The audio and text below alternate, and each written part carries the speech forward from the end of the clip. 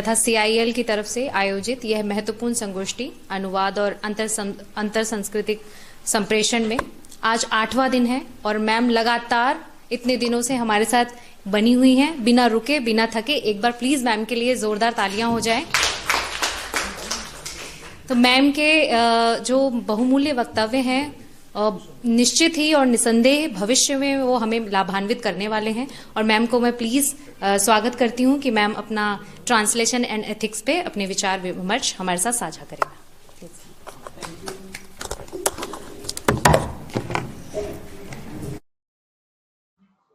आज हम कम लोग होते हैं लेकिन अच्छे होते हैं, तो सबसे अच्छे अभी उपस्थित होते हैं, ठीक है।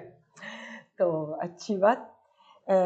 मुझे मालूम है कि आज छुट्टी का दिन है, तो आपको इधर आने के लिए बहुत बहुत धन्यवाद, क्योंकि छुट्टी बहुत महत्वपूर्ण होता है। So, okay, let's start our talk about translation and ethics. And first of all, I want to tell you, the main points that I'm going to touch. We will first try to reply to this question: why should translators and interpreters care about ethics? Because this is not something that you might find in your syllabus, in your curriculum, in your study plan, but I think it's something that should be really introduced into translation studies.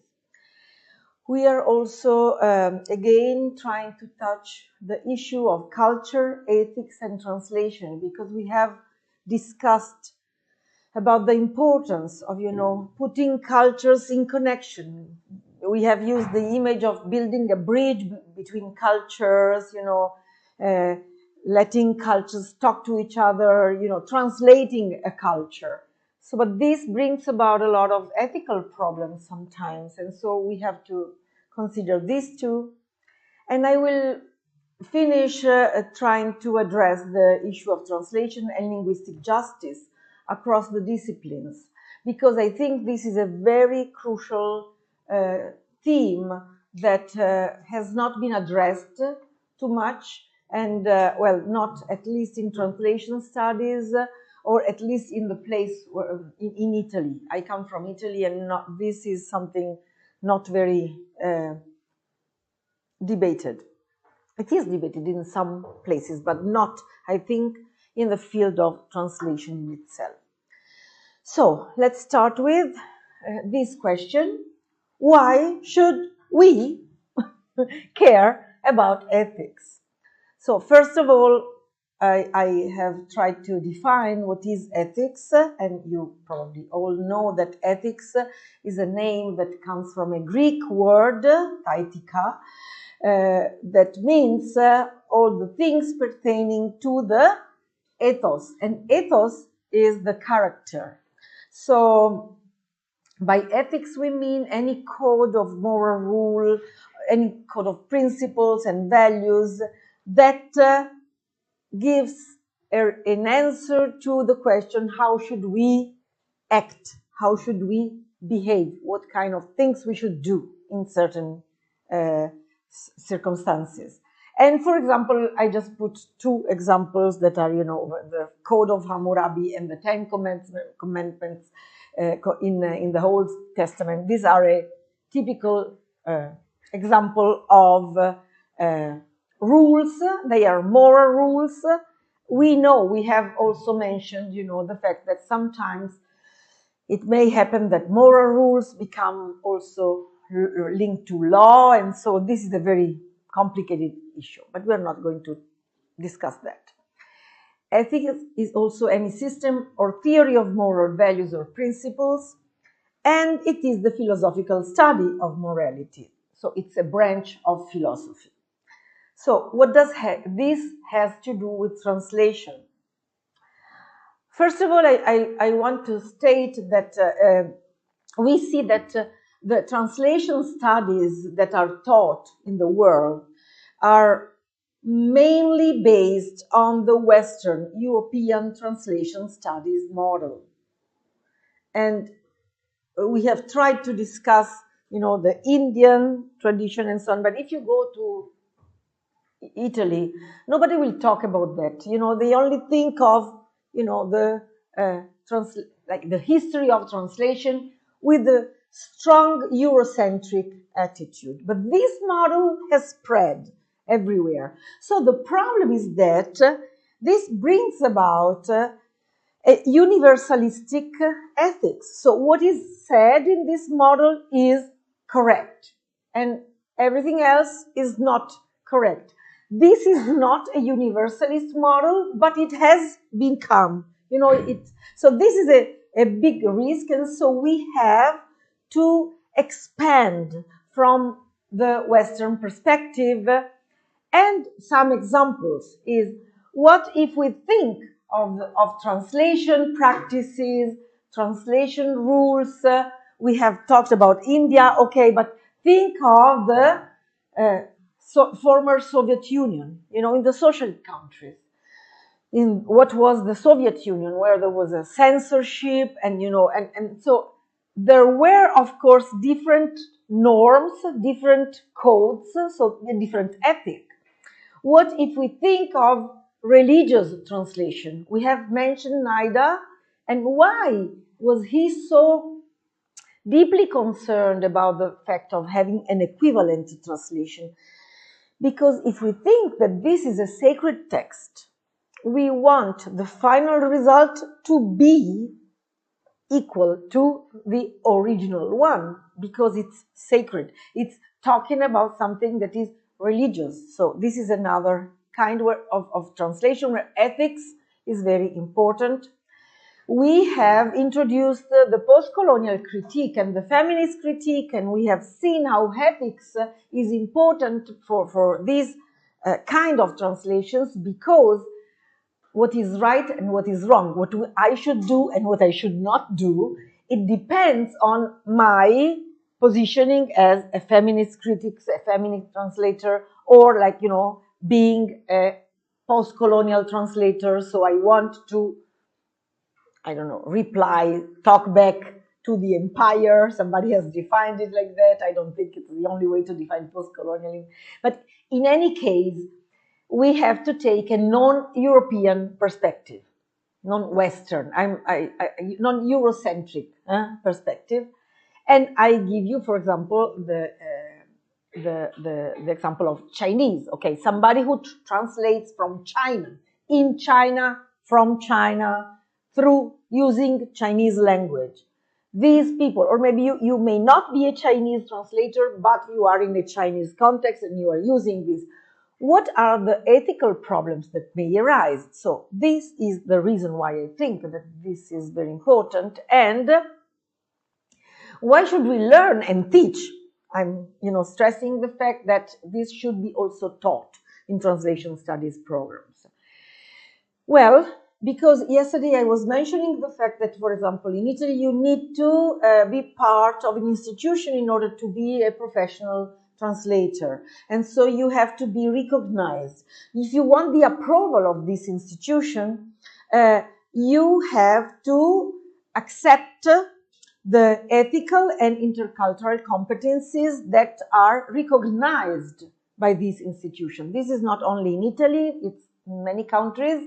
We talked about the fact that there is nothing like that probably in India, but this is something that has to be created if it's not there.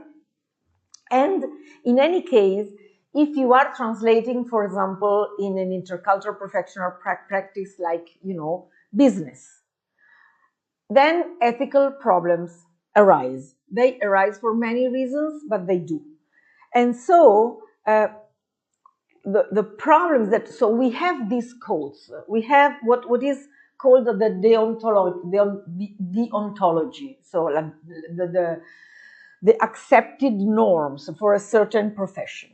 This is there, but what is written in this, let's say, officially accepted document is not what happens in the professional practice. So these are all problems that we have to deal with. So what do we mean by what gets into this deontology. Of course, it's the professional conduct. So, as a translator, well, anyway, as translators, we should not be biased, because we said, we have to be aware of the biases that we may have in order to maybe get rid of them, find a way to, find a negotiation with them. There is the norm of confidentiality, because if I am translating something, then I'm not supposed to go out, like for business. There is a negotiation, I'm translating, I'm not supposed to go out and tell everybody what happened, because there is with my client, I have a customer, so I have to respect the confidentiality pact. Then, of course, there is the competence. You have to know your limitations. So I am not going to accept to translate something that I know is much beyond my capacity. It's not professional. It's not deontologically, it's not ethical. You don't do it simply. But many people do. So, and then, of course, there is impartiality, which means, again, not to be biased. Accuracy, which is what we defined as be faithful to the text, even if this, we know it's a very debatable, what does it mean? But it's something that in some sense or the other, everybody agrees that, the final text should not be completely different from the original one. Then the clarity of role boundaries. When we translate, we have to stick to our role. So I am only a translator. Supposedly, if I do it in a professional way, I am not supposed to add any comment, anything, even while I'm interpreting, But we know that this is something that is written in all the codes, but then in the everyday practice, maybe there are cases where, I will give you some examples. Then, of course, you have to get professional relationships with your colleagues. So you have to create a working condition where, you can work properly. So, and then you have to keep on learning. Like the professional development is again something that is into the ethics of, our profession. And there is professional solidarity, which is like, you should not complain about other people's choices. I say complaining. You can be critical. You can say, I don't think this is correct. But it's not like, I talk to you and say, oh, look how bad she translates, it's such a bad translation and blah, blah. This is gossiping and it's not professional, you have to create a solidarity with the people that share your profession. And of course, we can see that the 4 red points that concern translation and interpreting actually are specific of this profession, but all the other points, are not so typical only of our profession. They are things that concern more or less any service profession. Any service professional is supposed to keep secret, to know their limitations, and so on and so forth. So, if you know this code, if you accept this deontology, then I think this is something that helps you in any field. It's not only in translation. But this is the website page of the IT, Associazione Italiana di Traduttori e Interpreti. So it's the Italian Association of Translators and Interpreters. And as you can see, there is this is the code of conduct, so it's our deontological code. And of course, it's in Italian. I think the main principles are there, but I want to now, enter to the second part of our talk, because I want to show you how, of course, everybody agrees that there must be a code of conduct, but codes of conduct may be different according to different cultures. So, we are, if we want to understand what this ethics in translation is, we should debate these ethical principles, for example, comparing different codes of ethics, or, like comparing different scenarios where, there may be clash of principles, or, some principles are not so clear, or scenarios where a positive action is required, and we have very often mentioned the need for a translator to be also, our act of translating is an action. So, and also there are scenarios that are not addressed in, let's say, common standard codes of ethics. For example, you can have a look at this. The first one, IT, is A-I-T-I. IT is the Italian one, and the other one is Australian, the code of conduct of Australian. So, if you compare these, these are, very synthesized list of the principles, we can see that, for example, in Australia, accuracy is being faithful to the text.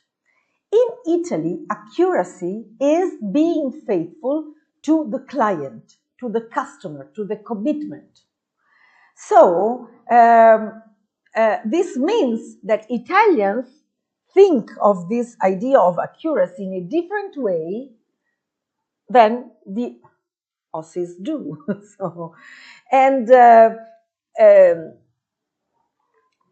so we can see that there are a lot of principles about the relation with the client that are not present in the Australian version, in the Australian code.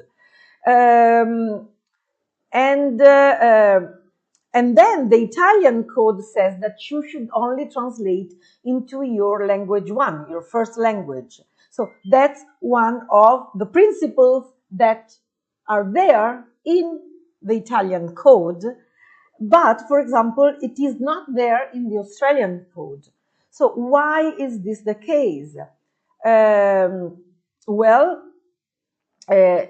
We can see that, for example, in Australia, there are many people who live in Australia, but they are not, like, for example, first language English speakers. There is a lot of translation into language two, because, for example, most of the Chinese translators translate into English. And this is because the economic and linguistic situation of Australia is very different from the Italian one. So you see, the code is different. It's due to the culture, that is different, and the, let's say, socio-political situation that is different. So you see, ethics, are always connected to the notion that there should be a correct way of acting, but this fact of thinking that something is correct and the other is not, it depends on the culture. And so, if we compare these two codes, we can see that, for example, the Australians, they are not very much concerned about their relations with the customer, while the Italians are very much concerned. They have, like, a lot, 1, 2, 3, 4, 5 things regarding this aspect. So I'm not going to explain why. There are many different reasons, but you can see. Now let's go and have a look at the comparison between the NAATI code. NAATI is another. it's a translator association of Australia that is the one that issues the certificate, you know, the one that makes you, I mean, gives you the exam to become a professional translator. And we can see that, yeah, they are more or less the same, but we can see that accuracy and for example, faithfulness is like stressed. It's not only accuracy, it's faithfulness and accuracy, which signals something. And well, you can think, for example, of the importance of Confucian ethics in the Chinese environment. And what is really interesting is that the Chinese code introduces the proper technology, which is not there in the Australian code. So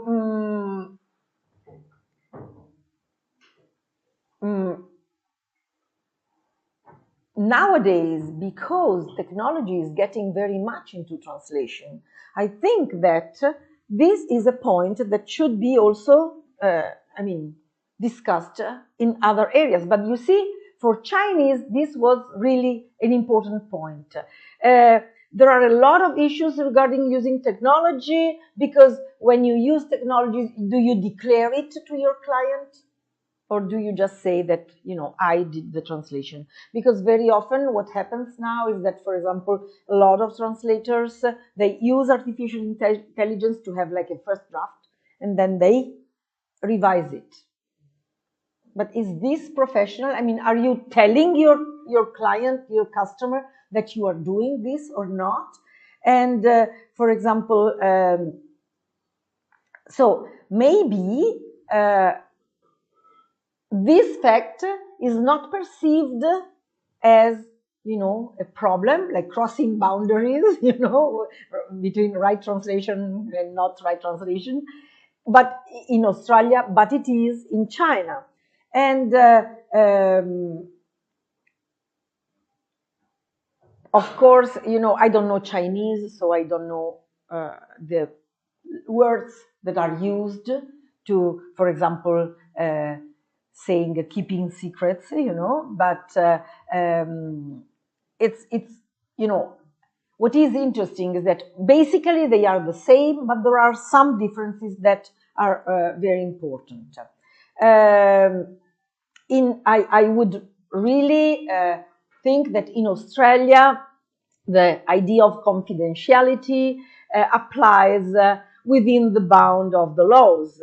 But, for example, in Australia, there is a law that may, suppose you are a priest and you have something that is secret, you are not supposed to tell it. But in Australia, there is a law that can force priests to tell something. Or, for example, the same is if you are a lawyer, you have, you know, to maintain the secret. But in Australia, if I translate something, it is confidential, but the law can force me to reveal this secret. Of course, I'm pretty sure that in China it's different. But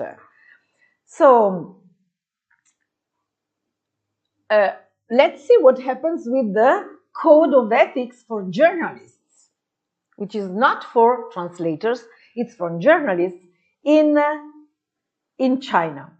And of course, there are some things that you can say are made in order to project a positive view of the institution, of the state, of the government, you know. So you have to, of course, comply to the law, but you have also to present a positive image of China to the world. Otherwise, you're not doing a good job. So, translators and interpreters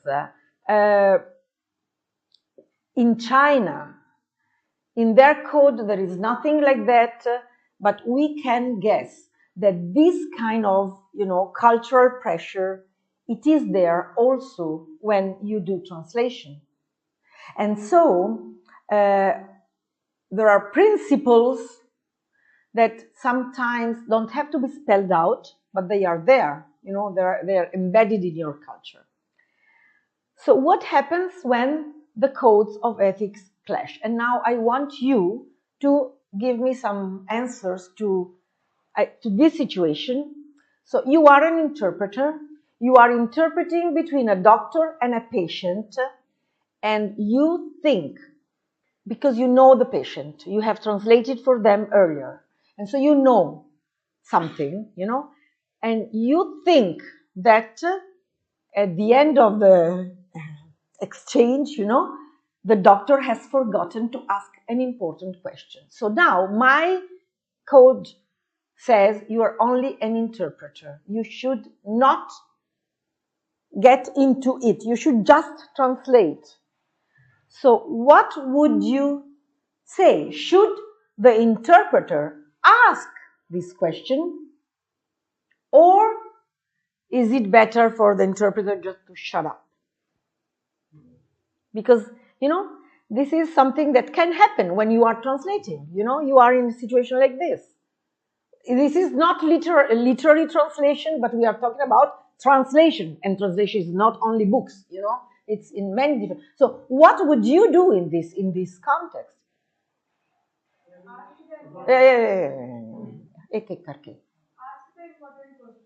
You would do it. So you would act. Okay. Why? Because it's not a condition like you should keep that secret. It's important for patient, and you are doing work for patient. So it's important for the patient, that's why I will ask. Okay. Or maybe we can remind the doctor about the question if he thinks it's necessary. Yeah, but you are acting in any case. Because, if you are just a translator, you should just say, say in another language what he has said. For example, you are translating from English to Chinese, and so you will just, say in Chinese what the doctor said. You're not supposed to ask the doctor. You're not a doctor. Come on, why are you doing it? Okay. Anybody who is on the opposite side who says, no, I should shut up? There is a dilemma here, first of all, whether you should be faithful to the customer, as you pointed out, or whether you should be faithful to the text, the so-called conversation here. So what I would think that for a moment, maybe the translator can maybe put a thing.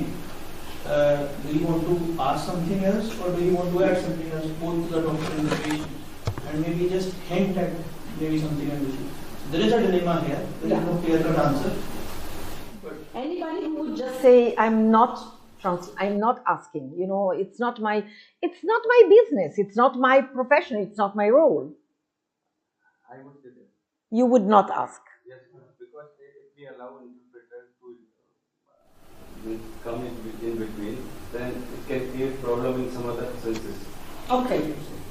But here we are talking about, a patient. So you are like saying that, and this is a real case. I gave you the reference so you can see, the story of this thing, It is about, I don't remember now precisely, but the doctor, there is a young boy or a child who has something, and the doctor is like saying, okay, so everything is fine, okay, but he or she doesn't ask the temperature.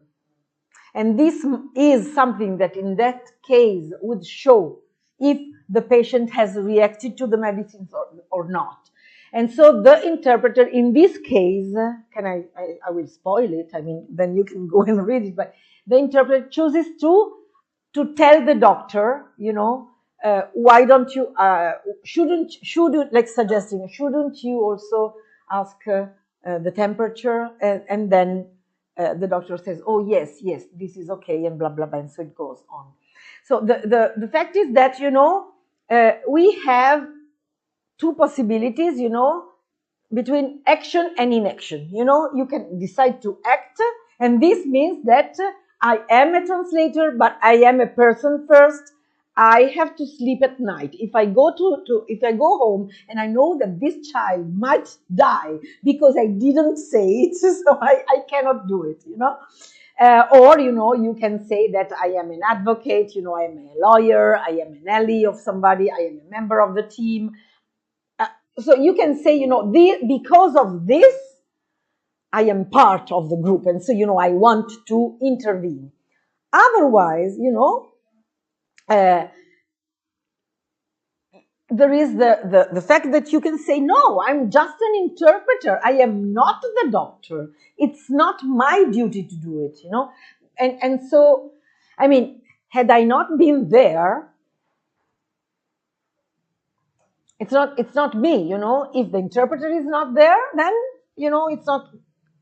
And what, for example, if the patient, because I'm talking to the doctor in English, and the patient can understand that I'm saying something regarding the patient, he or she may be upset about that, you know, saying, well, it's not your business. What are you doing? How dare you, you know? This is, you know. The doctor can say this. If the Yeah. question is not relevant. So, and then as I mean, he suggested, you know, we can set a precedent for other interpreters. Then, you know, everybody can feel free to do whatever. These are very, I mean, difficult things, you know, it's very difficult. And I think everybody has to act. In this case, you have a principle, you have a norm. But then when I say it's always a matter of choices. And this is an extreme one, but we always have to make this kind of choices. It also can be, you know, used to say, should I modify the text or not? Should I foreignize? Should I domesticate? It's always the same problem, you know. You have to make a choice. But in some cases, of course, it's even more crucial. So I don't know if you are familiar with this cartoon. It's an American cartoon that I love very much. It's Doonesbury, and I put these two stripes because here we have the Chinese translator of Mao. That, you know, she is in the and it's very funny because, you know, she says when she's talking, the other character is Duke. I'm not going to talk about Dewsbury, but if you want to know the American history of the last 40 years at least, you should go and read these comics. It's wonderful. So this is, you know, when Duke goes to China and he's meeting President Mao. And of course, Mao was, I mean, is, as you can see, a little elderly and, you know, a little bit confused. So the translator, she is very much, you know, like translating. And then when he says, no kidding, man, that certainly leaves you with a hell of responsibility, because she is like, you know, saying that I do a lot of things, that, you know, I add a lot of things. And she says, yes, sir, in a way, I'm sort of running the country. So she is the interpreter, but she is the one who is running the country. And then it's very nice because, you know, when there is this exchange and Mao cannot recognize Duke, and he thinks that he's President Eisenhower, and so he's treating him like that. And so when he doesn't speak, he doesn't say anything, but she says a lot of things, like he said this and this and that. And then she said that the chairman's eyes speak volumes. So she is translating the eyes, not the words, you know, she can recognize it. So this is like a funny way of saying that, you know, as a translator, we can really, really act a lot and introduce a lot of things. So what happens when culture and ethics clash? Because, for example, I am sticking to the Chinese example because it's, as we saw, it's a country where we have a code, so I can rely to a prescribed code, but because of, you know, this idea that you always have to be careful about human relations and social life, and social relations are regulated in a very precise way, and you have to be careful about the way you translate. So it's not uncommon for interpreters in China to have side conversations with the participants, which is something that in the codes is not allowed. So if we do it in Europe, I would be fired. You're not supposed to do it. But in China, it's a normal situation. And so should they have these side conversations in order and tone down their language, in order not to hurt people's feelings when they translate? Is this ethical? Is this something that we can accept? Here again, if you only want to apply the norm, you will say, no, they should not do it. It's not written in their code. But this is a practice that happens everywhere. Like, for example, this is an example that from a translator who was supposed, I don't know Chinese, but it's interesting what happened, The sentence was like, China has challenged American military superiority with forays into the East and South China Seas, and by bullying American allies in the region. Now, this bullying is a word that may hurt the feelings of the people, of the readers, because, as we saw, you always have to project a positive image of the country.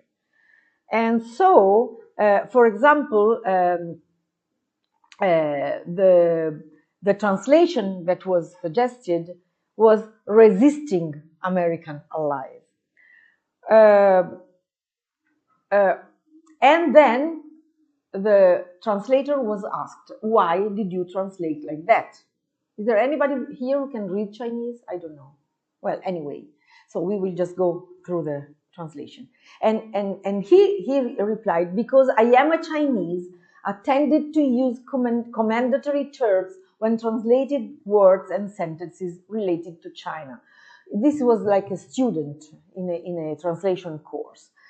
For instance, I translated the word bully in China bullying American allies in the region as, I cannot pronounce it, and the Chinese word used here means that American allies are willingly to be controlled by China because of its great power in the region. So you see, it's like playing chess, you're just, making your move and see what happens after that. So this translator was negotiating, between the fact that, he had to give a correct translation, being faithful to the text, and, he also felt that he had to be faithful to the country, that is, the customer. So what do we do when we are in this kind of situation? And here we go back to what we were talking about yesterday, Venuti says you have to take action. So if you cannot do what you feel that is correct, you just quit the job.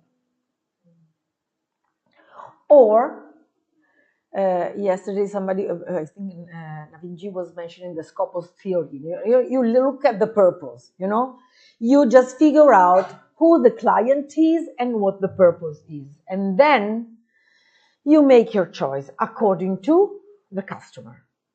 And of course, there is no one choice. It's always like to be decided according to the situation. So this is if you decide that you want to introduce teaching of ethics in a translation studies syllabus. Of course, how can we do it? Well, we can memorize, like, a lot of principles, like the list that I gave you. You just memorize it and you're done. But what I've been doing now, it's more like exemplifying. And then you can also, like, create situations where there are, like, contrasting codes of ethics. And, present also scenarios that touch on deep cultural animosity. Now here the problem is that you may, cultural difference. And this is the problem, that if you touch very sensitive, you know, very, I mean, places, you know, ideas, scenarios, that where cultural difference are, and people are very touchy about this difference, you know, then this can lead to animosity. And this is, I don't think is bad. I don't think is good teaching. For example, if anybody, maybe sometimes, suppose there is a Chinese translator here, and he or she will say, no, this is not, you know, because I was really addressing, like, you know, something that is embedded in the Chinese culture, and this may lead to animosity, but this is not what we are supposed to do. Debate is okay, animosity is never okay. So, I am trying to be very quick today because I want to you to enjoy also your holiday. So let's just you know, go to the final part, and this is, you know, translation and linguistic justice. So okay, there was a question about who decides the limit. You know, if we say that, you know, it's saying almost the same thing, you have to negotiate, you can do to a certain point, but who decides the limit? Who says, you know, the limit between the almost and the what, you know? And so this is really an ethical problem. It's not a linguistic problem. And this is my translation of Umberto Eco, who said, perfect translation remains a utopia. The translator will have to negotiate with the text and with the author she or he is translating, also on behalf of their readers, and they have to negotiate what? A reasonable solution of transposition of the scene, respecting the language, the culture, and the communicative needs of departure and of arrival, which is like, you know, the source and the target. You have to respect all of this. So we have, you know, the fact that translation is always a negotiation. It flows. And we have, for example, to keep in mind that translation is more likely to flow in certain directions than in others. For example, it's easier to have a flow from a widely spoken language like English into French than, for example, from a less spoken language to another less spoken language, like I put Finnish and Navajo. This is an example that I took from the article that I put in the reference. So, of course, this means that people who are minority language communities, they have a harder burden. Because if you translate from English to French, from French to English, it's like, you know, major languages. But if you translate from Mundari into Hindi, or, you know, Mundari into Santali, or even from Tamil into Hindi, because we said that there are no translators who will do it, you know. So this is, you know, a problem because you have a smaller number of users and, you know, the amount of work that you will have to do is the same that, you know, is done in major communities. And finally, I want to read to you this quotation of an anthropologist who said, do anthropologists have a professional duty to carry out or encourage translations of important works that are related to their practice? Yes. Does everyone have translation skills? Of course, no. It is my humble view that those anthropologists who have the skill should try their hands at translation of anthropological texts of works or works that are related to the concern of the discipline. And if I had my way, I would make acquisition of this skill an integral part of the training in anthropology. What is he saying? He is saying that translation should be taught really interdisciplinary, because we know that, for example, if you are doing ethnographic work, if you are an anthropologist, you will have to deal with translations all of your life. And so there is not only the problem of translating what the interviewers, the interviews are telling you, but he's also like saying that we should also translate into our language the important words regarding this discipline. And this should be done by anthropologists themselves. Now, as translators, this may raise some questions, because if I am a professional translator, then I should be the one to do it.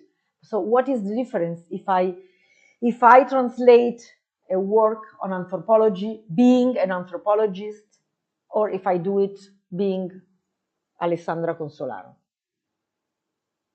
You see? And this is crucial because we are all keeping on repeating that, interdisciplinarity.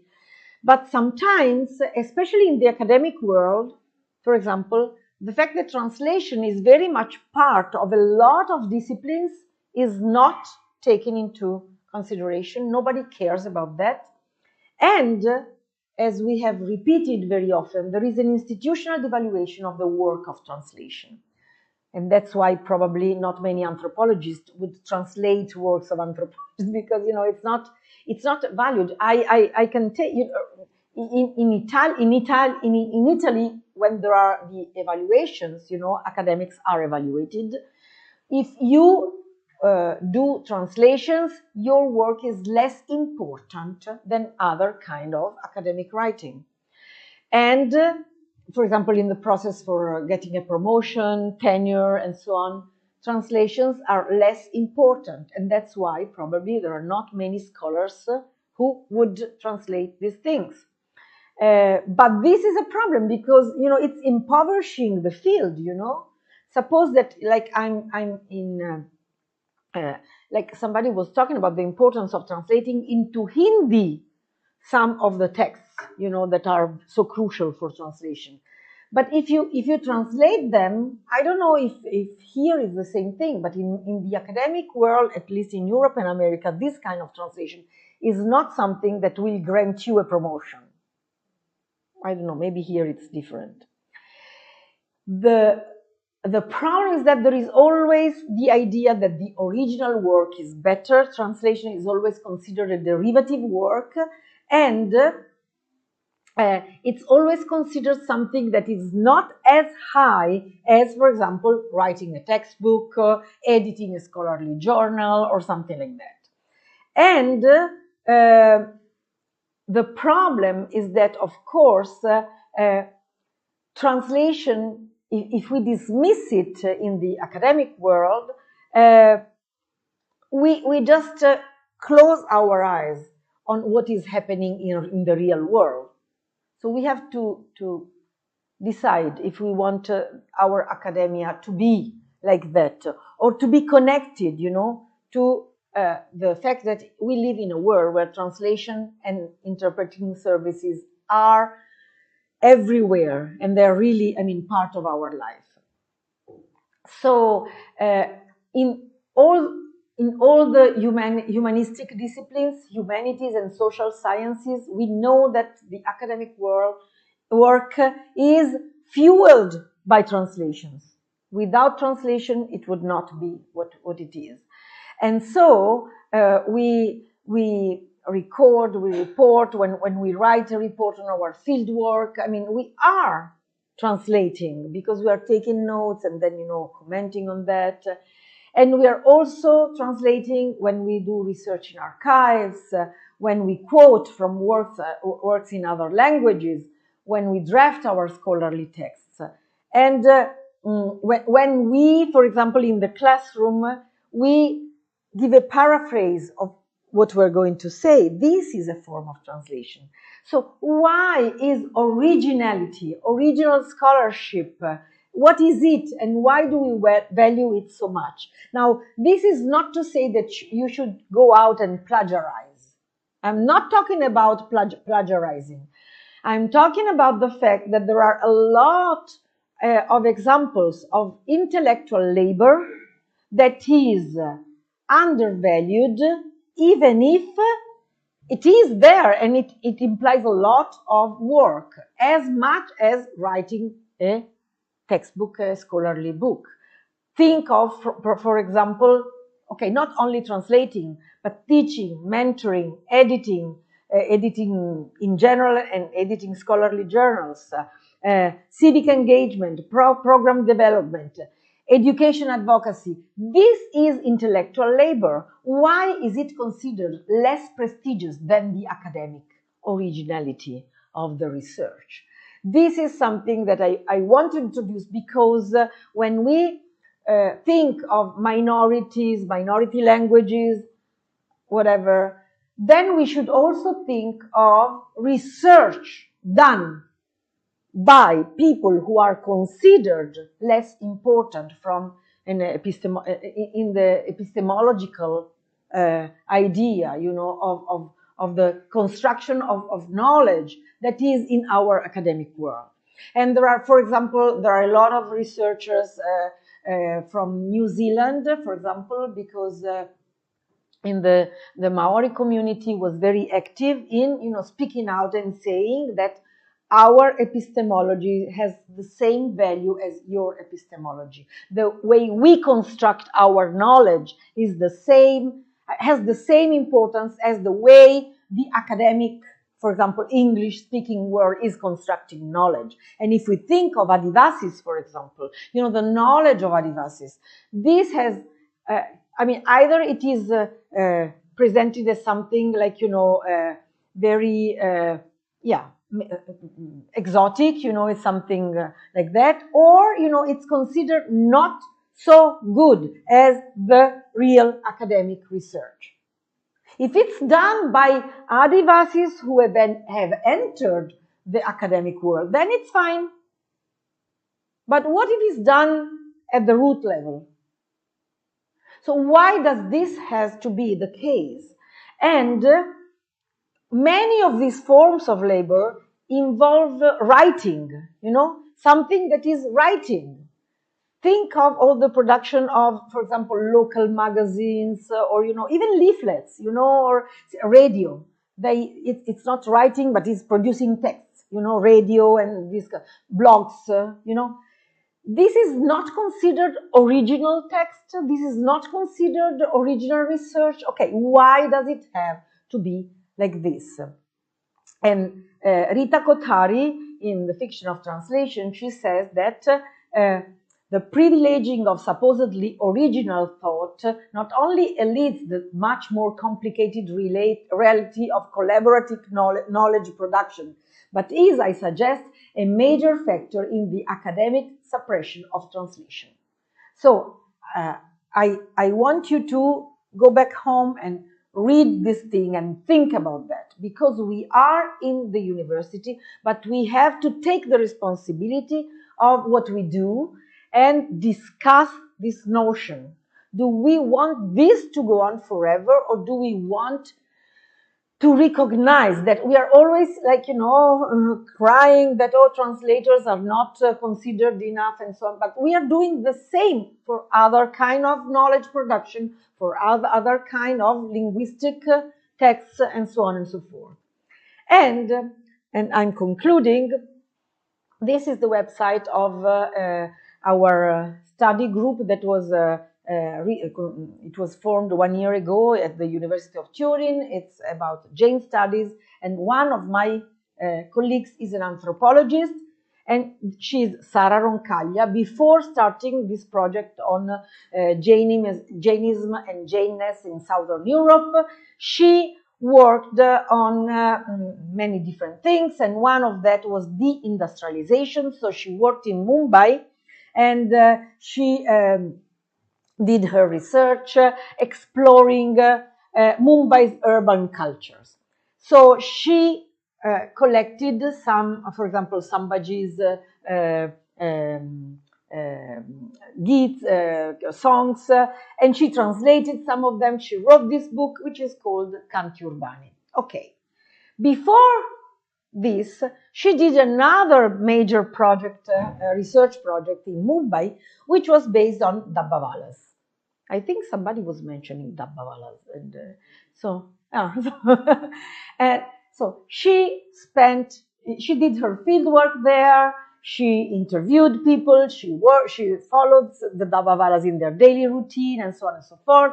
And so she published this book, which is Nutrire la città, Feeding the City. It came out first in Italian and then in English. And when the Italian book came out, she was thinking of what is called restitution in anthropology. You know, you have to, because you are working with people, the knowledge you are constructing is a collaborative knowledge. It's not only the anthropology, it's like really collaborative. So you have to give a restitution. So she thought, oh great, I'm going to send my book to my collaborators, even if, you know, it's in Italian, okay, but the English is coming out, so, and so she sent it. And then she got, Abhijit Sandhu is her collaborator who went, doing interviews. He gave the book to one of the Dabbavalas, and then he sent her this picture. We have anonymized it for ethical reasons, because you always have to take into account this. And he sent her a WhatsApp message with this picture, and he wants a copy in Marathi. And so this raises the problem of how can we, you know, for example, in the ethnographic anthropological field, guarantee that we really provide a restitution to the people that we have worked with.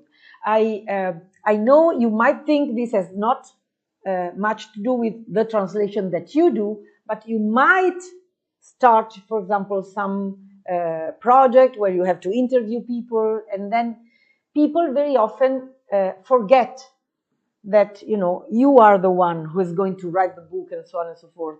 But without them, you are nothing. So it's our duty, it's an ethical issue to guarantee linguistic justice, which means also a restitution to them.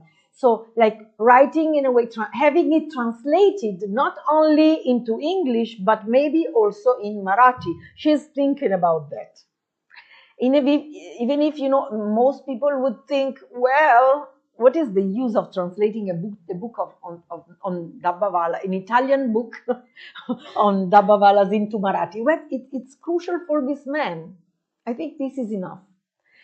And I conclude with something that was very important for me, because in 2023, we organized a big conference in Turin. It's the conference of the European Association of South Asian Studies, so it's a big conference.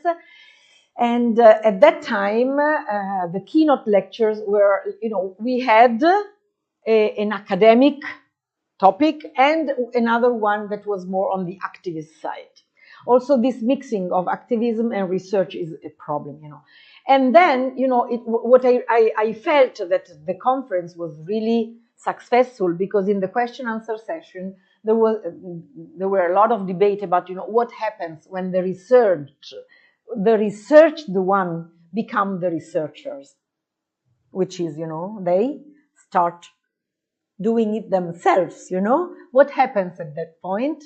It's a matter of language, it's a matter of, you know, translating what they're doing. And then somebody a young scholar raised his hand and said, I am the field work. Because he was, at that time, you know, a PhD scholar, an Adivasi scholar, young scholar, who was, I think, in America. I don't remember exactly where. But he said, you know, this is what happens every day, you know. They come to our village and we give them our time, our, you know, whatever we have, you know, they come to our houses, we translate for them. And then when I come to the States and I try to meet them, they say, oh, sorry, I'm busy, I don't have time. So the fact that we have to ensure collaboration and be ethical, I think this is really crucial. So I don't know, I want to just stop with this And well, yeah, we have some time for questions if there are, if there is any. And thank you.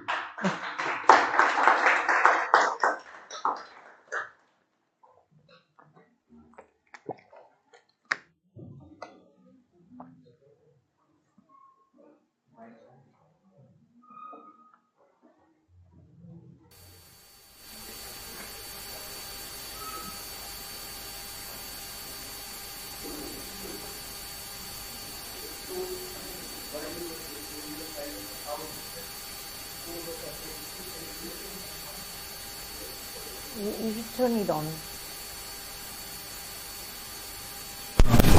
So while you were talking about different code of ethics comparatively in different countries, what I thought was missing, or maybe it was covered under a different subheading, was the idea of consent.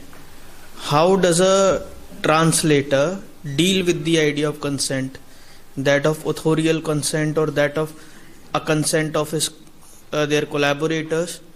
So if you could address that. And also the idea of translator as an activist. We discussed about resistant translator and translating as writing back. So if a translator is translating as an act of activism, how does that complicates the idea of ethics? Okay, and for the first point, I think the idea of consent is that, you know, if you have a contract and then you have to stick to the contract, so the consent is something that is spelled out in the contract, and that's why I think it's important to have some institutions that provide the translators with contracts that, you know, are legally valid, they are not like made up for something, and they also, of course, will write something that regards the author. So, I mean, this is, if you are translating something that, I mean, I don't know, doesn't require a contract, like, I don't know, you're just, you are an interpreter, then you might fall back into the category of, you know, are you just... Anonymous writings or writings that are no longer under Copyright Act. So there, I think, if it's no longer in the copyright, then it's fine. I mean, you don't have to get the copyright. But if it's anonymous, then you have to mention that it's anonymous. You should try. Then it depends what kind of text it is. You know, like, for example, you are, like, I'm doing some ethnographic work. I am not supposed to reveal what my interviews, the people that I interview, what they say, unless they sign. You know, we have a lot of papers, you know, we have everybody signing papers saying that, for example, we can use their words, so we can use their pictures or whatever. If they don't agree, we are just, you know, not using them. Then maybe, you know, of course, we are working on this material, and so in the final thing that we will produce, there will be, like, you know, the result of this, but we are not quoting them.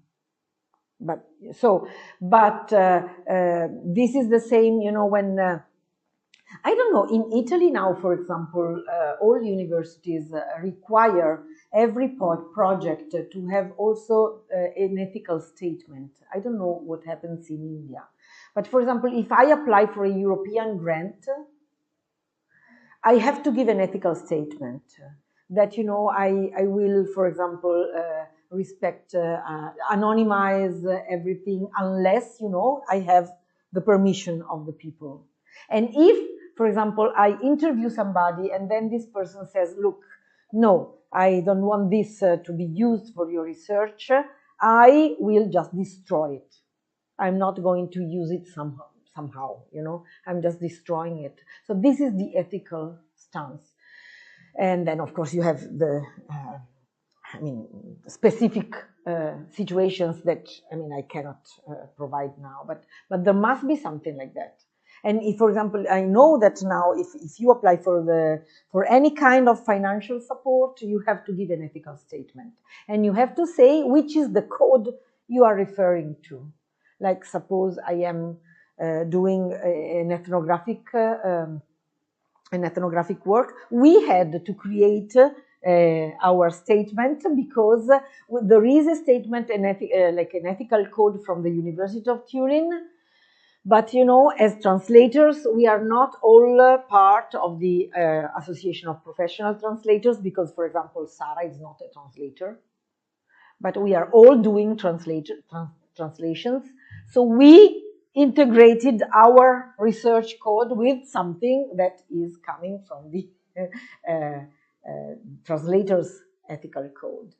So this is something that must be there. I don't know, maybe in India this is not required, but in other countries this is a very important thing. And sometimes, you know, the fact that you have, for example, now everybody's being recorded. So I don't know if you signed that you agreed to have these recordings. But if I have like a Zoom meeting, we don't have Zoom, we have WebEx, but you know, this kind of meetings, and I'm recording the meeting, I have to ask everybody if they agree. If they don't agree, I cannot record the meeting. So I am not sure that this happens, because that's one of the reasons why I don't like to have online meetings, you know, because then these recordings go everywhere. You will find them on Facebook, on the social. It's crazy, and it's not ethical. It's not ethical. So yeah, the second, sorry. As activist and how it complicates the set of codes that you mentioned. Well, you know, okay, this is a problem, because some people think that, of course, you have to be neutral, but I told you that I don't believe in neutrality, because, you know, it's something that cannot never happen. So being an activist, I don't know, for some people might be like, you know, I don't know, shouting slogans or whatever, but for other people may just be, you know, like selecting some texts in order to translate them. Suppose that I'm doing I'm writing an anthology. I'm not writing. I mean, I'm collecting, you know, texts for an anthology, and the selection that I make, I mean, it can be activism. You know, the fact that I choose to translate Adivasi writers and not, for example, major writers. This may be one of the things.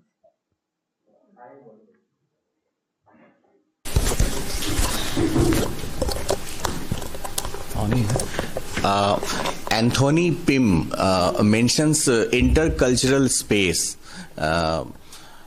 in his works on translation ethics, where you don't need to identify yourself with, you know, source or target culture. So what's your take on this? Like, yeah. Well, I think that, you know, what is in between is always the most important thing, because, of course, I mean, the idea that cultures are like monolithical entities, you know, and I am Italian. What does it mean?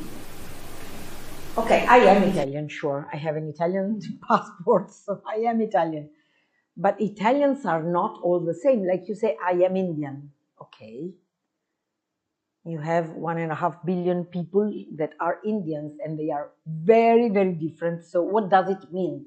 You know, the problem is when you identify culture with something like a national identity, a community identity that is like exclusive, you know, then this is a problem. That's why, you know, as a translator, I always feel that tomorrow I will talk about an Italian translator that I love very much, and you know, and I think, you know, the fact that translation allows you to become anything. You know, while I was translating Kumarjiu, I've never been to China. You know, yes, I studied something. I love Buddhism, but you know, it's not my cup of tea. It's not something that, you know, I do every day. It's not.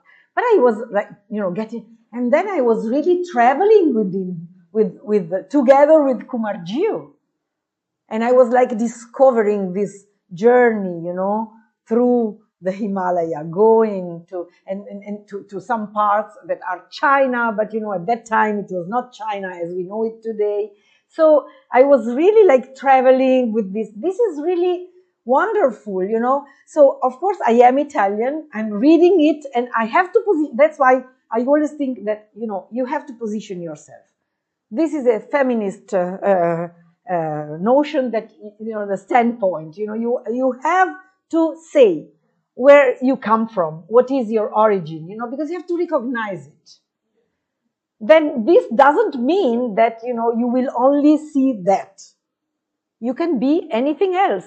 But of course, I am Italian, I am a woman, I live in northern Italy, I speak Italian and some other languages, bad, good, I don't know, in some ways. I can understand some languages, and I am a teacher of Hindi, even if my Hindi is a tutti-futti Hindi, ठीक है, लेकिन मैं मतलब ये करती हूँ, हिंदी व्याकरण पढ़ाती हूँ, हिंदी साहित्य पढ़ाती हूँ. This is me. And then when I'm doing my job, you know, and I'm like, for example, now I have translated a collection of Adivasi short stories, and when Ganga ji will be in Turin, we will try to revise this, you know, because of course I am not an Adivasi, but even Ganga ji, you know, he's a Meena, he's not any, what does it mean? You know, it's not like any Adivasi. Being Adivasi, what is the meaning of that, you know? So any kind of identity is something that is made up. And so that's why, you know, the interstice is where you are really free, because you can really become creative, you know? And then, well, there are many different problems. We have seen there are linguistic problems, cultural problems, any kind of problems. And I try to get a solution from time to time, you know. Each and every problem will be solved according to the specific issues that it raises. I don't know if I replied to you. Okay. Thank you. Indian translation ethics के बारे में sir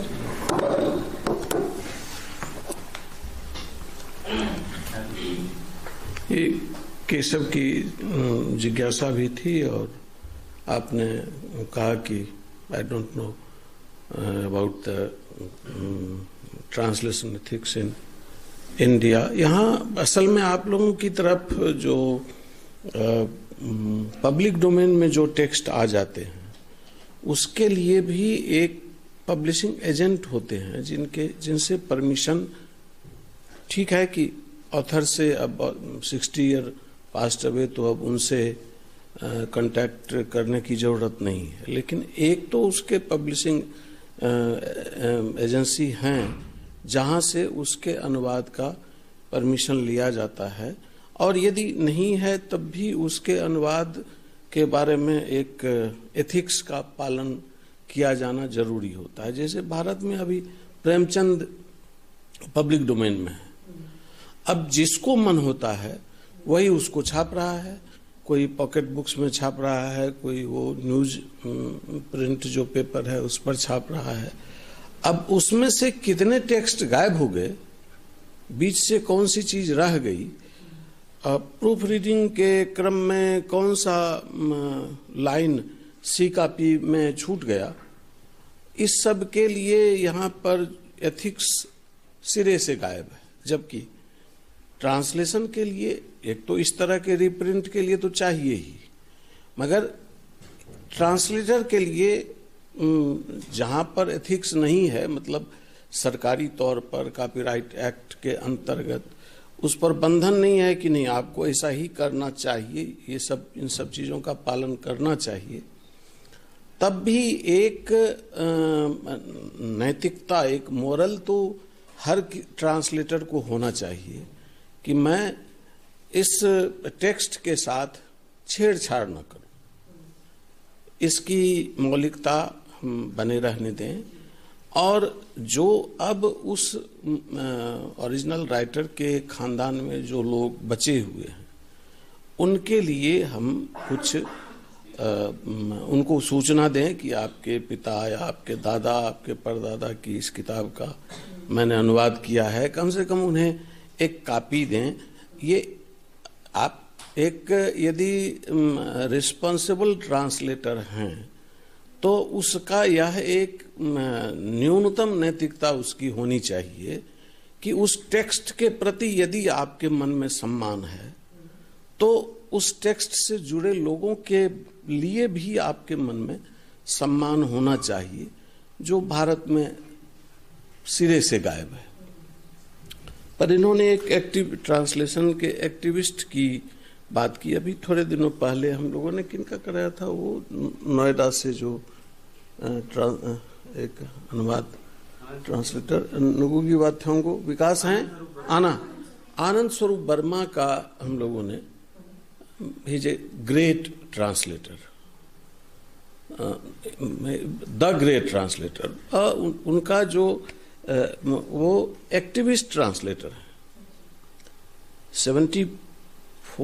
75 में उन्हें नौकरी से, all India radio में news पढ़ते थे अंग्रेजी में, उनको इसलिए निकाला गया कि वे उस समय के सरकारी जो क्रुएल्टी थी या जो रिजिडिटी थी बिना मतलब के, जिसमें ह्यूमैनिटी का बहुत अभाव था, उन चीज़ों का विरोध वे करते थे और वैसे समाचार को नहीं जाने देते थे।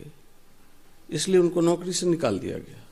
और ऐसे समय में निकाल दिया गया जब एक यंग लड़का शादी कर ली, एक बच्चा है, और वैसे समय में 75 में नौकरी से निकाला गया।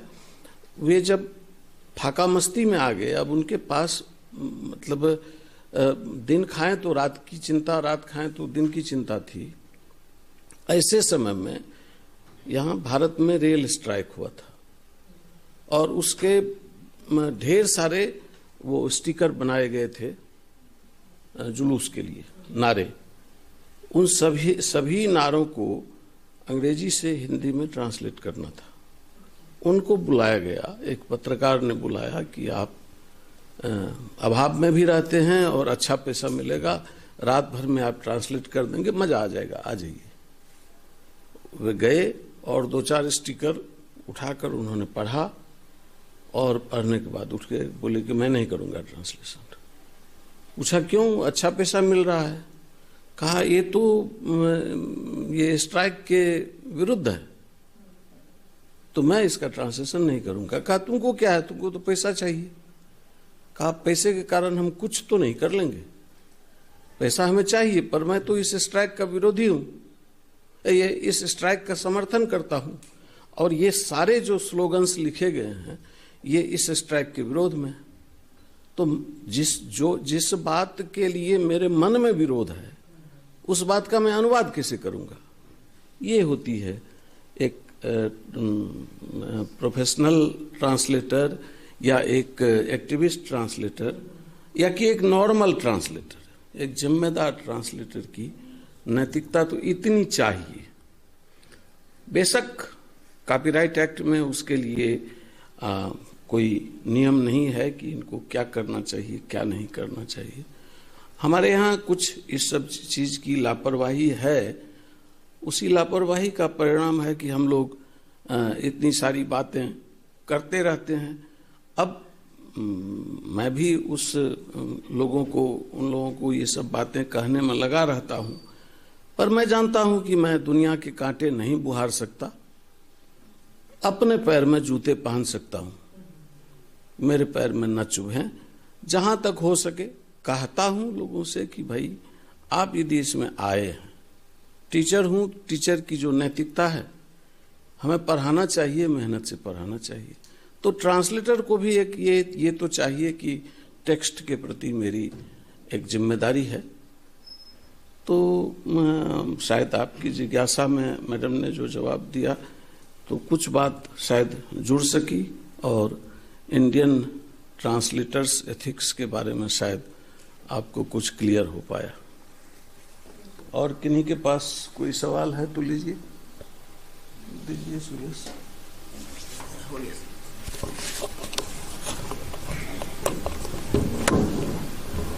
इतने ये विचार उत्तेजक भाषण हुआ करते हैं, आपको कुछ सवाल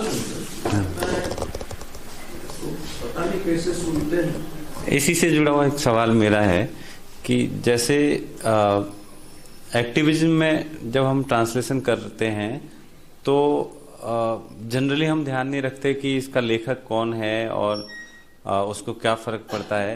हम सोचते हैं कि जिस आंदोलन से, जिस विचार से हम जुड़े हुए हैं, उस विचार को आगे बढ़ाने में ये टेक्स्ट या ये लेक्चर, स्पीच कोई या कोई पंपलेट हमारी मदद कर सकता है। उसका हम ट्रांसलेशन कर लेते हैं और अपने लिए इस्तेमाल कर लेते हैं।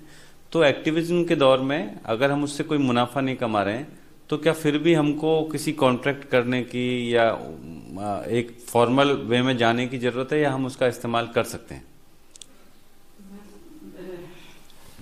मुझे ऐसा लगता है कि आप यदि उस आंदोलन का भाग लेते हैं तो इसका मतलब नहीं है कि जो लोग उस आंदोलन में हैं उनका नाम नहीं है।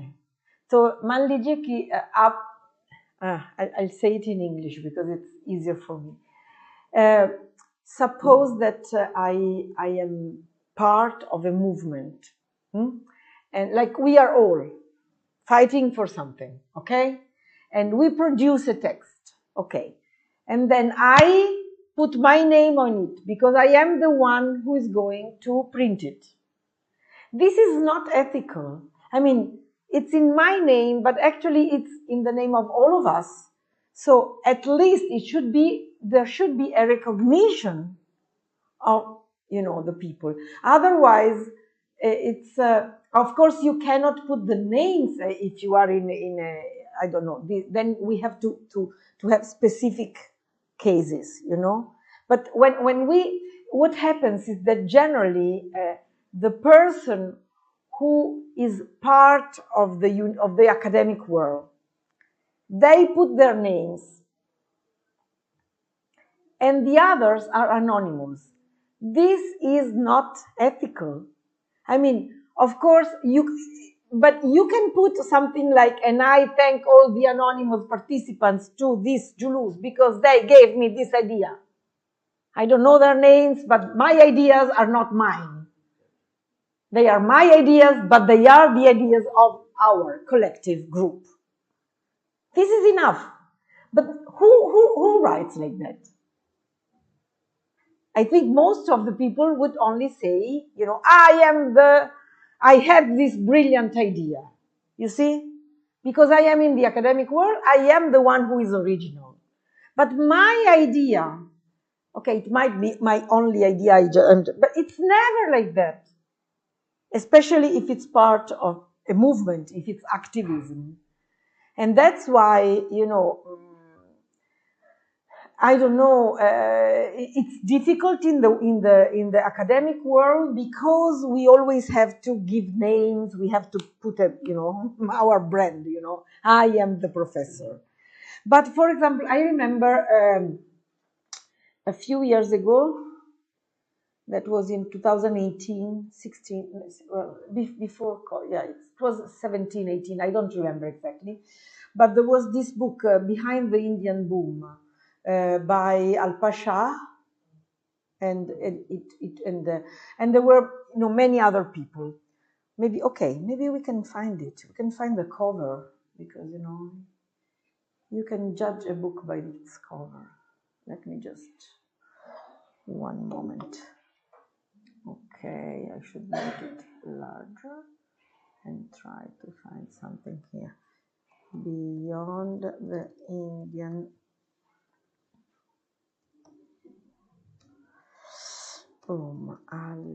I just put Al-Pasha because I mentioned her, but you will see that, where is, it's nowhere to be seen. It is the undervalue of Indian.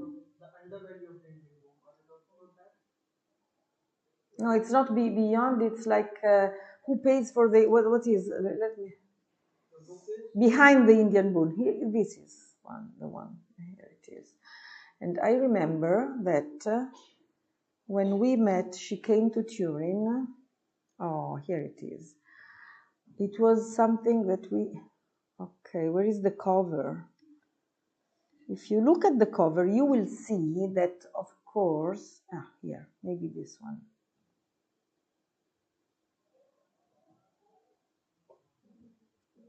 Okay, generally,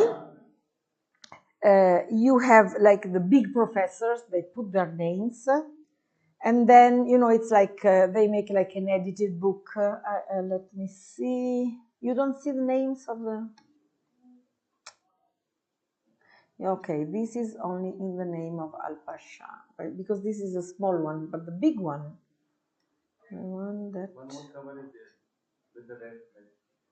No, this is another thing. Okay, let me see, because I have it somewhere. Anyway, I cannot mention all the people because it's like, you know, they were like a group of people who... The book is the result of an ERC project that was funded by the European Union. And there were like Al-Pasha and Jens Lerche, and they are professors. You know, she's a very famous anthropologist, and Jens is at SOAS, he's a scholar in development.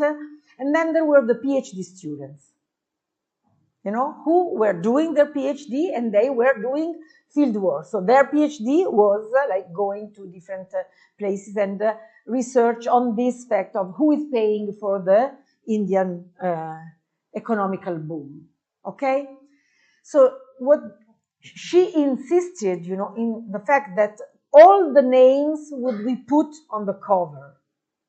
So it's only one author, it's many authors. And of course, this is something that in the academic world is not good, because you are supposed to have your own book.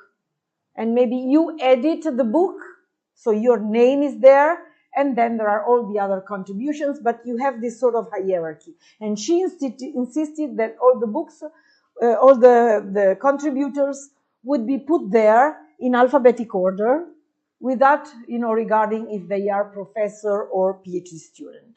So this is a way, you know, of being ethical, because, of course, I mean, the power remains in the hands of the professor, because this is how the academic world functions. But at least, you know, you are recognizing that this book is not your book, it's our book. So...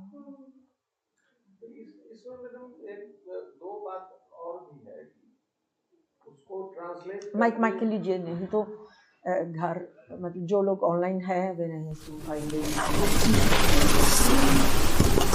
Ganga ji ने जो सवाल किया ना कि ये इससे हम पैसे नहीं कमा रहे हैं, पैसे केवल वो काइंड्स में ही तो नहीं होते ना।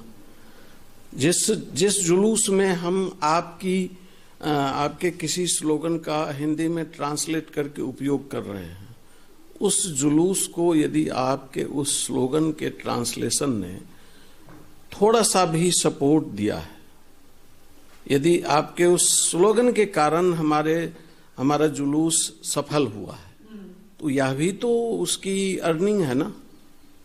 और इस जुलूस को किसी दूसरे कम्युनिटी के लोगों ने सुना और उसमें उस स्लोगन में यदि आपके नाम का उपयोग नहीं है, तो उसने तो इसे हमारा, यदि इस जुलूस के नेता हम हैं, तो किसी और कम्युनिटी के लोगों ने उस लाइन को मेरी लाइन समझ ली। अब संभव है वह यदि ज्यादा इथिकल हुआ तो अपने किसी जुलूस में उसका उपयोग वह या तो मेरे नाम से कर लेगा या अपने नाम से कर लेगा। तो ये अनएथिकल प्रोसेस लगातार उसमें चलता रहेगा। तो ये कमाई हो चाहे ना हो, पैसे की कमाई ना हो, यश और अचीवमेंट की जो कमाई है, तो फेम और अचीवमेंट, माने अचीवमेंट को फेम के रूप में भी तो देख सकते हैं। तो इसलिए ये इस नाम का उपयोग तो होना चाहिए, यदि ऐसा है तो। कुछ एक online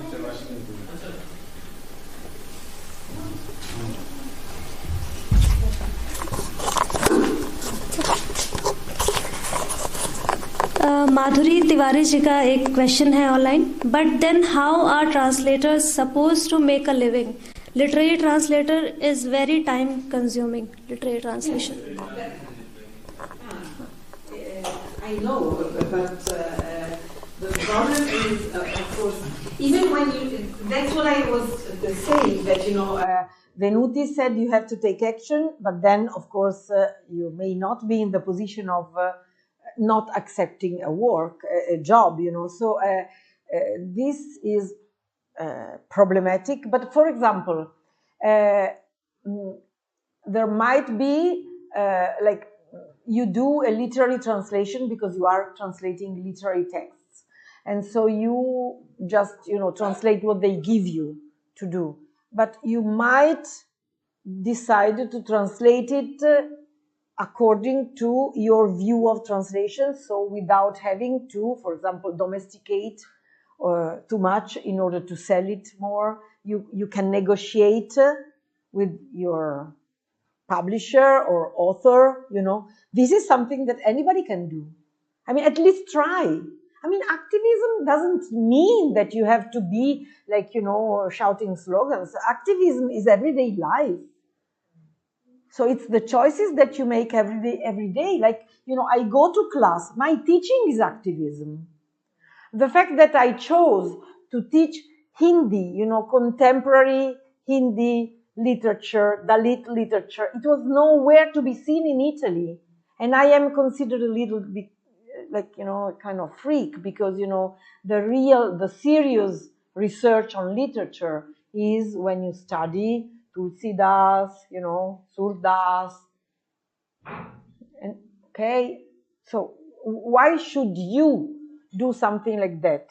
And then I remember 20 years ago, they looked, a colleague of mine, I remember, you know, la Consolaro, you know, because Consolaro is the one who does these useless things.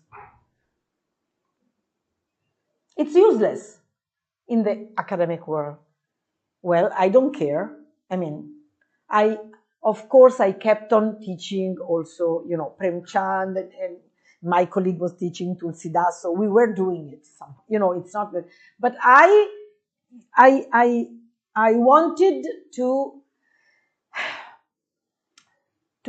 break the stereotype about, you know, like Indian culture, and the fact that, you know, everybody in India is only like, you know, doing what is the now there. I think there is a new Orientalistic view of India, because yoga, Ayurveda, everything has to be like that. But there is much more.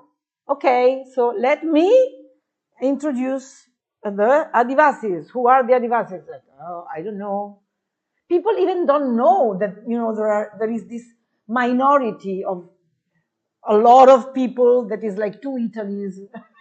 When I say it to my students, they look at me like, oh my God, you know, I know. But I want to do it because I think it's important, and I do it.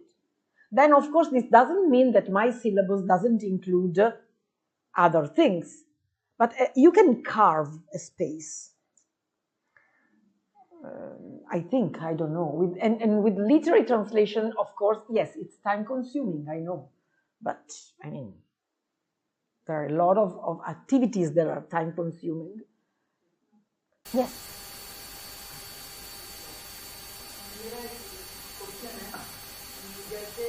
Ideology का फर्क क्या translation में पड़ता है? जैसे मैं पूंजीवादी विचारधारा से, जैसे सपोज कोई आता है और उससे समाजवादी पुस्तकों का क्या अनुवाद जब वो करेगा, तो क्या उसके साथ वो जस्टिफाई कर पाएगा?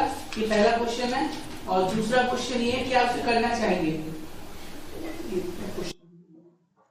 मतलब कि आप यदि पूंजीवादी, हाँ, यस यस, और समाजवादी, हाँ, यस, आई थिंक आपको जस्टिफाई करना नहीं होगा, बस ये आपको, मतलब हो सकता है कि आपको जस्टिफाई करना होगा, क्योंकि आप जैसे कि समाजवादी है, तो आपके दोस्त पूछेंगे कि तुम ये क्या कौन कर रहे हो, क्या क्यों कर रहे हो। लेकिन हो सकता है कि बस आप अपना अनुवाद करेंगे और कोई जस्टिफिकेशन की जरूरत नहीं हो। बस जब आप टेक्स्ट से सहमत नहीं होते हैं, तो ये बहुत जरूरी है कि आप, मतलब इस पर आपको चेतना हो कि मैं टेक्स्ट से सहमत नहीं हूँ, इसीलिए मेरा अनुवाद मैं किस तरह का अनुवाद कर रहा हूँ। निजी आइडियोलॉजी का फर्क उस अनुवाद करते समय पड़ेगा उसके ऊपर। आप यदि उस टेक्स्ट के जो गुणवत्ता है, जो वैचारिकता है, उससे आप सहमत नहीं है, तो ये आपको तय करना है कि इसका अनुवाद जो मैं कर रहा हूँ वो कैसा अनुवाद होगा। Okay, if you decide that you don't agree with this book, but you are still going to translate it, there must be a reason for that. हाँ? आपका कारण क्या होगा, क्या है, आप क्यों इसको ट्रांसलेट करना चाहते हैं? क्योंकि आप जैसे कि आप समझाना चाहते हैं, ये आप सोचते हैं कि इस किताब को पढ़कर लोगों को कुछ महत्वपूर्ण चीज पता चलेगा इस मामले के बारे में, तो आप हो सकता है कि भूमिका में लिखेंगे कि देखिए मैं इस ऑथर से सहमत नहीं हूँ, लेकिन ये टेक्स्ट बहुत महत्वपूर्ण है, पता नहीं। हाँ, तो ये when I was talking about the paratext, you know, all the preface, postfaction, you know, all these things that you can write, you can discuss this in the paratext. But when you, of course, then you cannot modify the text and have Marx saying that, okay, let's produce Tesla and, you know, let's destroy the public sector, you know. I mean, this is not translation. Then you write another book. I mean, if it's translation, you have to, maintain the meaning of the book. And then, of course, you have, but if you know that you don't agree with the book, then you have to be very careful, because you have to be aware of what you might do, you know, because it's so easy, you know, but this is a good exercise. And it's possible. I mean, आप किसी ऐसे violent text जो बहुत आक्रामक व्यक्ति हैं, जो जैन धर्मावलंबी हैं, मान लीजिए, मुझे नहीं पता कि जैन धर्मावलंबी ऐसी पंक्ति कहते हैं या नहीं, मगर यदि कहीं कह दिया गया है, आप बंगाल से हैं, आप मछली बहुत चाव से खाते हैं, और उसमें उन्होंने वे लोग तो खाते नहीं, उन्होंने यदि लिख दिया है कि ये मांस मछली खाने वाले लोग हत्यारे होते हैं, इन्हें राक्षस की कोटि में गिना जाना चाहिए, ये पापी हैं, ये जीव की हत्या करते हैं। अब इन चीज़ों का अनुवाद करते समय आपके मन में कितनी जुगुप्साएं उस व्यक्ति के लिए उठेगी कि कैसा आदमी है, ये मांस मछली नहीं खाता है तो ना खाए, पर मेरी रुचि पर क्यों इस तरह से सवाल करते हैं। ऐसे टेक्स्ट के अनुवाद के समय आप अनुवादक के रूप में कैसे जूझेंगे, ये तो आप पर निर्भर करेगा। और मैडम ने तो कहा ही कि जब बाहर वो जाएगा अनुवाद, और तब जो आपसे लोग पूछेंगे कि भाई कैसे किया और क्यों किया, तो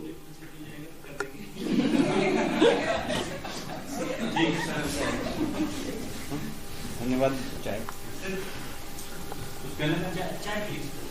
तो धन्यवाद तो दोगे।